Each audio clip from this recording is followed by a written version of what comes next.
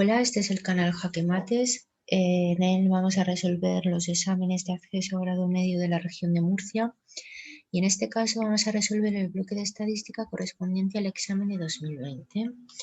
Cualquier sugerencia, petición o duda, escribe al correo electrónico que ves en pantalla, jaquemates@gmail.com con doble J y doble S. En este caso nos dicen que han realizado una encuesta a 20 estudiantes sobre el número de ordenadores que tienen en sus casas. Nos dan los resultados obtenidos y nos piden en primer lugar que construyamos la tabla de frecuencias y además que expresemos en la tabla los resultados de frecuencias absolutas y relativas. En segundo lugar nos piden el diagrama de barras y por último nos preguntan el porcentaje de estudiantes que tienen más de 2 ordenadores en casa. Comenzamos por la construcción de la tabla de frecuencias.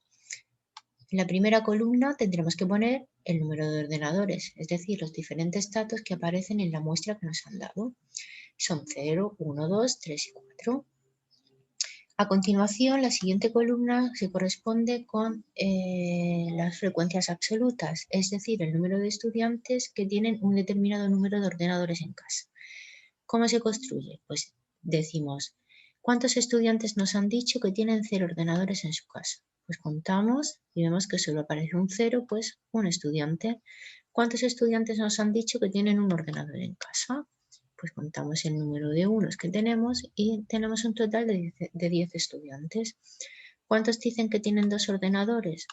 5 estudiantes. ¿Cuántos dicen que tienen 3 ordenadores? 2 estudiantes. Y por último, ¿cuántos nos dicen que tienen 4 ordenadores? Que son 2 estudiantes. Sumamos nuestras frecuencias absolutas para comprobar que lo tenemos bien y vemos que efectivamente nos da un total de 20. A continuación, tendremos que calcular la frecuencia absoluta acumulada. ¿Cómo se calcula? Pues simplemente le tenemos que sumar a cada frecuencia absoluta las frecuencias absolutas que haya por encima de ella. Es decir, la primera, como no tiene ninguna por encima, pues va a ser igual, 1. La siguiente será 10 más las frecuencias absolutas que haya por encima. En este caso solo hay una, pues 10 más 1, 11. La siguiente será 5 más las frecuencias absolutas que haya por encima, o también podemos decir 5 más esta frecuencia absoluta acumulada última calculada. 5 más 11, 16. La siguiente será 2 más 5 más 10 más 1 o 2 más 16, 18. Y por último 2 más 18 serán 20. El siguiente cálculo es la frecuencia relativa.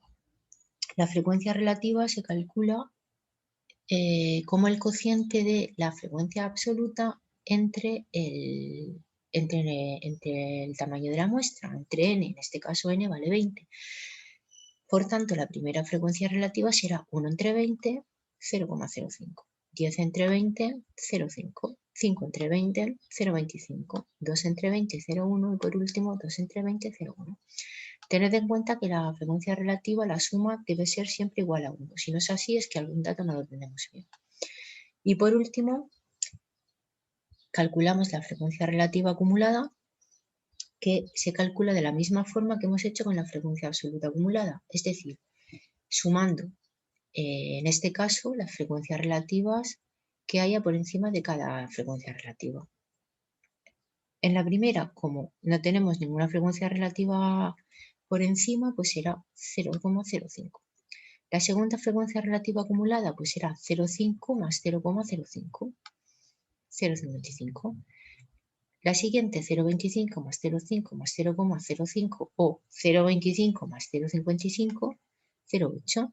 La siguiente 0,1 más 0,8, 0,9. Y por último 0,1 más 0,9 nos da 1.